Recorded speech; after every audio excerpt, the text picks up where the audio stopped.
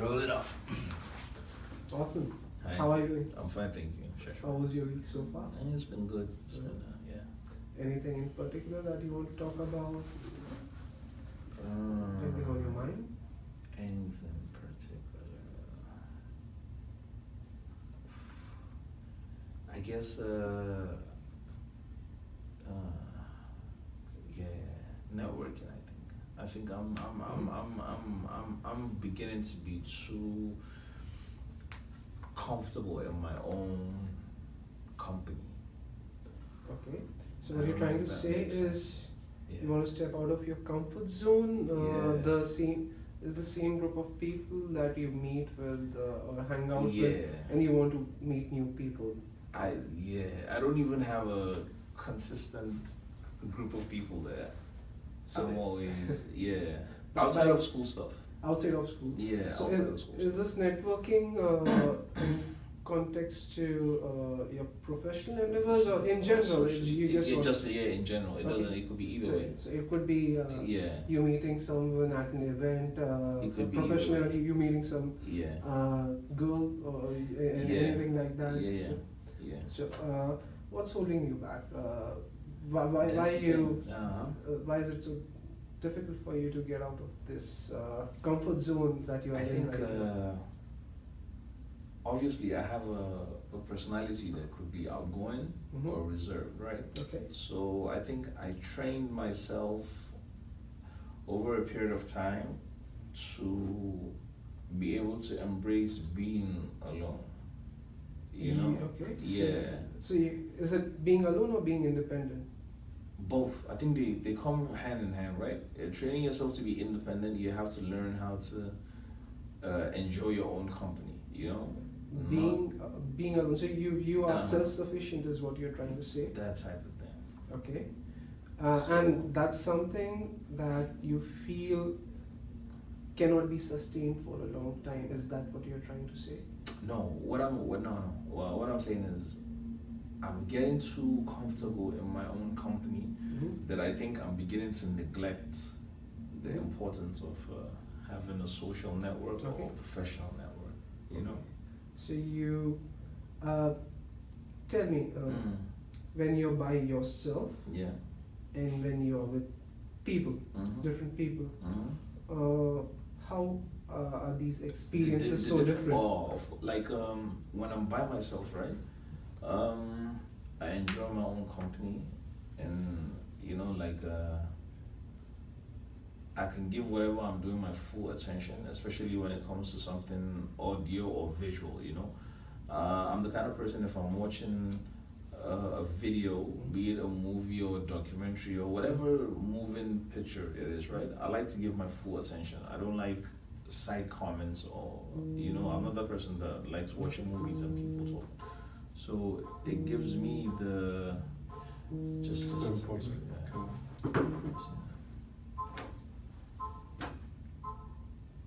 please just tell her I'm in an interview. I'll call her back. Excuse me, the assistant of Othman. He's right now in his interview. Can you call you please back with the debut option? Othman is right now in interview. This is calling this his assistant. I'm sorry. My name is Musa. He's currently unavailable. I'm absolutely. Yeah. Please excuse him. Oh, these peasants. All right. Give me a sec. It's an emergency. You have to answer. I'll cut that up. Mimi, I'm in the middle of filming that. The cameras are rolling. It's like, I'll definitely leave that. Well, I'm filming Mimi. I'll call you back. Yeah. So sorry. No worries.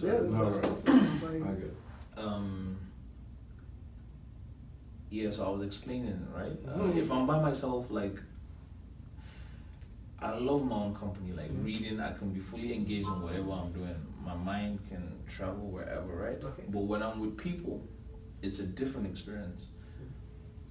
I'm more innovative, you know what I'm saying? On your own, you can have all the ideas in the world, but unless you communicate with another human being bounce it off that human being, you know. So yeah, like I'm good when I'm by myself. I'm better when I'm around people, Okay. the So, right people. Yeah. if is it right to call yourself an ambivert in that regard? And what? An ambivert. An ambivert. Yeah. That's the one in between, right? That's the one in between. Yeah, definitely. Okay. Definitely. And since you are one, you have to balance both side of things. And right now, I guess what you're trying to say is you're Thank tilting you. more towards Thank you. the introvert side, and you want to be in between, in the middle. Yeah. Is there something that we can look at? Do you have any options in your mind which can help you with networking or just going out and meeting people? Maybe you are right now 6 to 7 hours in a day you are just in your own company or just by yourself, and the rest you are with people, and that this can be about 4 to 5 hours. Can we strike the right balance? Can we make it 50-50, like 7 hours by yourself and 7 hours with people? Or is that too much to ask? Especially now that the program has come to an end. Yes. You know, like having to come to school, be in class with people, you know, these type of projects, it doesn't require effort on my own. Like I'm part of a program where I have to go and meet people. What I'm thinking about it is now that the program is coming to an end and I don't have any commitment where I have to go and mingle with people. Now I have to make a conscious effort. You see what I'm saying? Like if I don't come to school, I'm always at home. I don't, like, unless I go out to buy something to eat or maybe work out or something, like my company is enough. So yeah, but I don't know how would striking that balance be, because that's exactly what I want to do, strike the balance. Like, let's try and go from your past experience. Can you remember a time where you were more outgoing? Oh yeah, definitely. And what were the exact experiences at your time that helped you achieve the state or be more extroverted? It was in Dubai, when I was in Dubai during the MBA, right? Okay. I had a girl, you know, at the time, a real relationship. Right. And then outside of her, I also had like female friends that I was, you know, super tight with. You know, like we would hang out, hey, where are you? Or, you know, we would go out, whatever. Right. I also had relationships I had built amongst the cohorts in Dubai. Right. That was outside of a genuine friendship, was outside of, you know, the classroom or whatever. So yeah, they would call me and I would call them, and when they noticed that I'm falling back into my shell and not, you know, they would notice, and then they would call me and always make sure that I was, and you haven't found a similar dynamic in Boston? In Boston, in the beginning, yeah, but then I retreated into myself. But one thing that I did as a precaution to make sure that I was working towards this goal was, in Dubai I lived by myself. When I came to Boston, I made sure that I would not live by myself. Okay. So now I live in a house. Man, you don't understand. That was. I'm proud of myself for doing that, because I chose a house that has 5 housemates in it. Yeah, so there's no such thing as, and 2 of them are Americans, so you know they're bound to come and knock. There's no such thing as 2-3 days we live in the same house and I don't see you, and they're gonna come and knock. What's going on? Come to the sitting room, watch a game, drink a beer. So there's a good side to Boston as well. And how is your frequency of mingling with your housemates? Because if you might have some difficulty meeting up with people or new people or strangers, maybe your friends could help you obviously do that. So my housemates, right? Yeah, that's a good question. It's dropped a lot. It's dropped a lot because is everyone busy? What's going on right now? Everyone's busy, and then I've been extra busy, you know, with the recent projects I've been doing. I'm usually in school most of the time, come back late, you know, so I don't mingle with them as much. Have you ever, since you're in school all the time, have you ever worked in study groups? You obviously prefer working alone is what I gather. Yeah. But have you ever tried being in study groups? In school? In school? Yeah, yeah. Are you talking about groups outside of the assigned groups in school? Yes, outside of the assigned Yeah, groups. now you see, I've tried, but for some reason, like, I don't like to push people, you know. And here in Holt, a lot of people are busy, you know. Right. I'm the kind of person, if I get an inkling that I'm pushing you, or you know, I don't like being a burden. But that's something I've always envisioned, like a study group, you know. Well, that's something that we all Yeah. struggle with. It's if you're maybe coming in someone's space or encroaching their space is something that we tend to overthink. Yeah. But the reality is people actually like it if you sort of be more open about it and just Yeah, approach you them think- directly. Yeah, people I'll actually. give you an example. I had an exam I had to resit, a marketing analytics exam, Right. and I was sick, so I missed most of the classes, right? I kept trying to get people that were good at marketing analytics to just come and sit down with me and take me through. And I did put effort into that on the group chat, Mhm. speak with people personally, you know, and every time it just didn't work out. It just never, I ended up having to read for that exam Mhm. on my own. Okay. Practice even the calculations all on my own. I went on my own. So I don't know.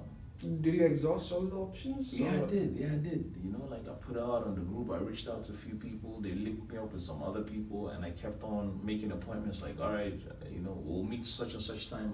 Let's make it tomorrow. And then it just didn't work out. Like, you know what? So maybe in that case it wasn't I'm meant to fine. be, but Yeah. that's not the same for all the cases.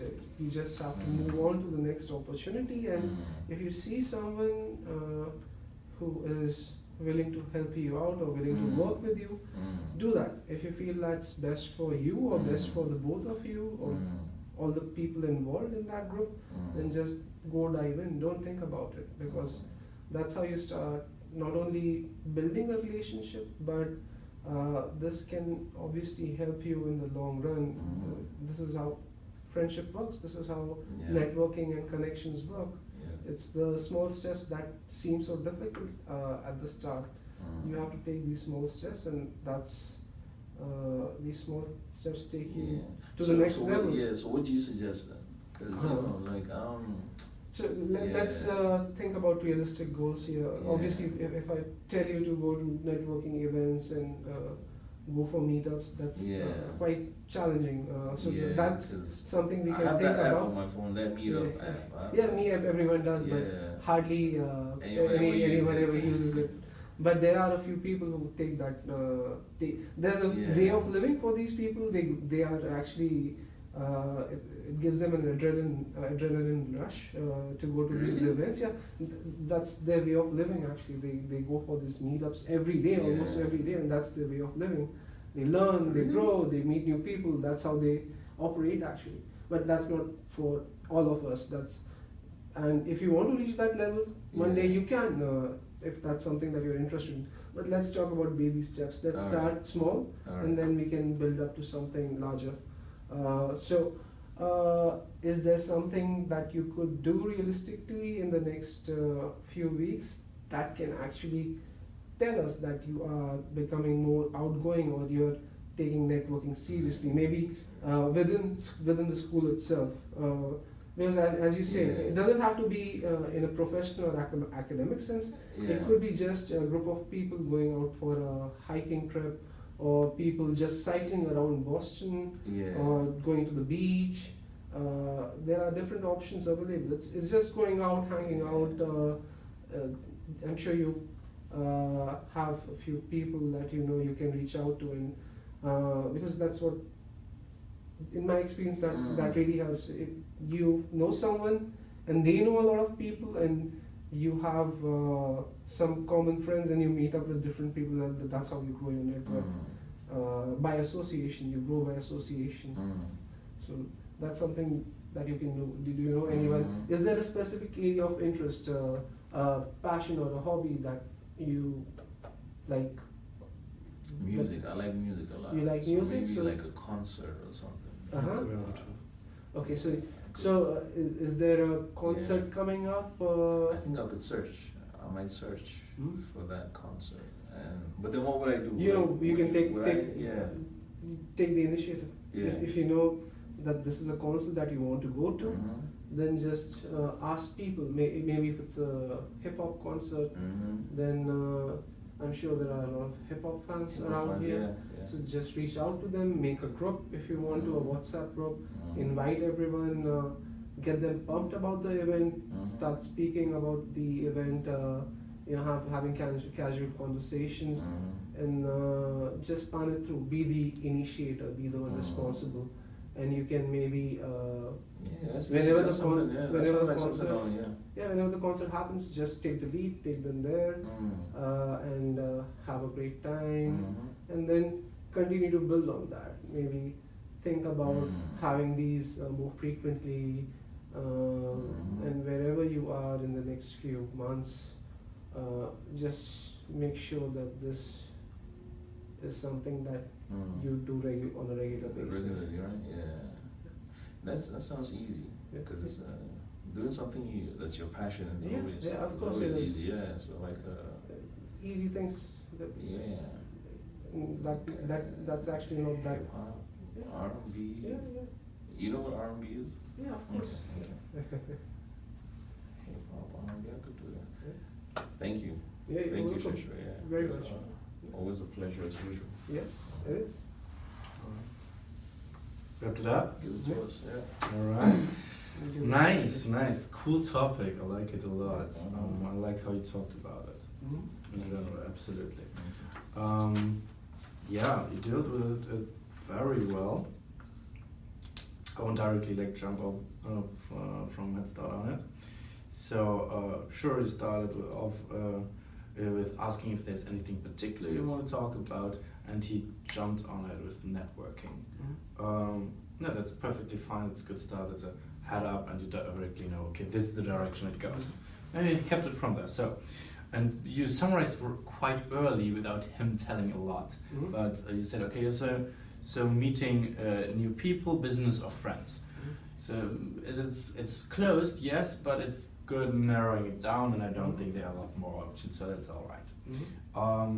Could be both. So he basically wants it into both direction, which gives you a bit more broader perspective about it's not either way, but it's something more high level. What's holding you back is a very good way that you've used of then saying, okay, what's the issue here? What's beneath that? Right. And when he answered, okay, it's more like about his company, and he is comfortable with being alone. You try to differentiate between being alone or independent. Didn't understand that in that context, but no matter what he means, probably both. That's what he said. And then, you just ask about the experience by yourself versus with different people. I was wondering about that question, if it's really bringing you forward here. But the more I think about it, I think it does, because it led you to the fact that he needs the balance. Right. And that's a very good way to go off, and as a goal to create a better balance. And you figured out he's on the way of more an introvert, and he wants to meet more people. It gets clarity about what he wants. What I did, what you did at that point was okay, so you need more balance. What can help you with that? That is a good question, but you didn't stop here.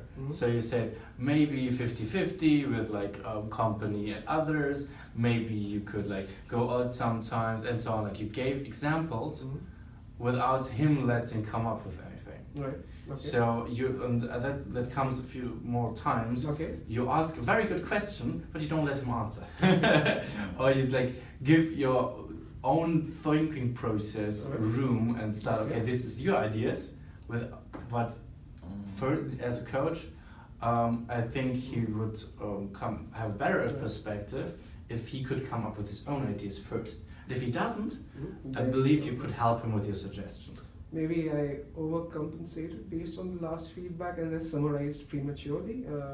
But yeah, you summarized your own thoughts, not his thoughts. Yeah. That's the difference. No, your summarizations were quite good.